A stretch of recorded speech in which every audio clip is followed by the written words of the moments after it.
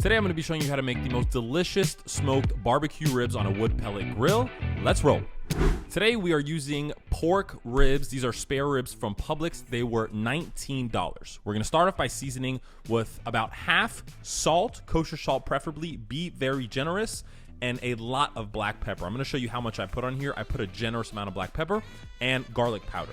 You want to be pretty generous with the seasonings because you want these ribs completely coated. Here's a pro tip. You're going to pat the seasonings in. You're not going to rub them in so that way they coat evenly, and do the other side. Today we're smoking with some hickory wood pellets, and the grill we're using is this Sea Carol grill.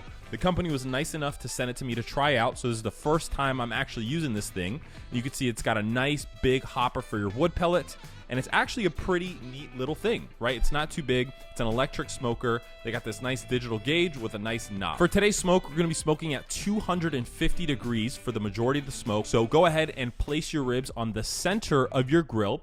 And the neat thing about this Sea Carol grill is it comes with its own probe thermometer. So you plug it in right here at the base, and then you stick it in the meat, and there's a little separate gauge that shows you the temperature of the meat as you're cooking. So it makes it super simple, so you don't have to keep opening and closing the lid.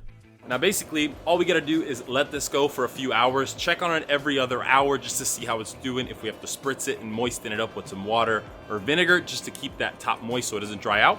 We'll slab it up with some nice barbecue sauce once it's almost done, and that's it. Super simple recipe with these pellet grills. So after about 1 hour, I open the grill and you can see it's starting to get a little dry around the edges. So what you can do at this point is spray it down. I have Pam laying around, but if you have apple cider vinegar, water, whatever you want to keep the meat moist, go ahead, spray it down and close the lid immediately. Now, after about another 45 minutes, we're at 170. So we're gonna take some Sweet Baby Ray's, no homemade barbecue sauce, something simple store-bought, and we're gonna go ahead and slab it on. You wanna do a light coat at first, just to get it going, and make sure the entire slab of ribs is coated, even the sides, all the edges. Make sure you really get it coated, and look how gorgeous these are looking right now. So we're about an hour and 30 minutes in, and it's only gonna take about 25 more minutes. So about 10 minutes later, I went and put my second layer on when it reached about 180 internal, and we're looking for 190 internal to take these off.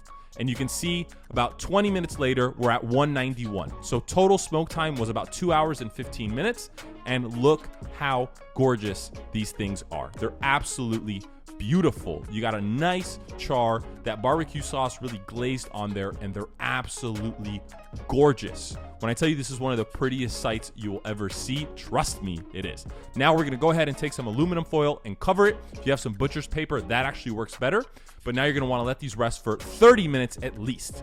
And now after 30 minutes, we reveal the prize, and I spill those juices all over my counter.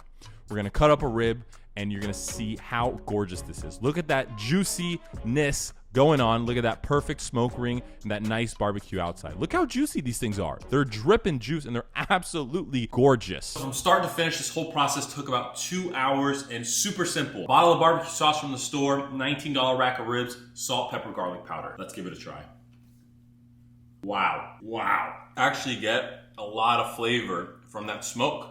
It does have a smoke ring, and it tastes a lot better than I was expecting. Ideally, you can let it rest a little longer. It's still pretty hot right now. I let it rest for about 20 minutes. These are so good. These are honestly so much better than I was expecting. And that's it, guys. Go ahead, make this recipe, like and subscribe to my channel for more awesome videos like this. I'll see you guys on the next one. Peace.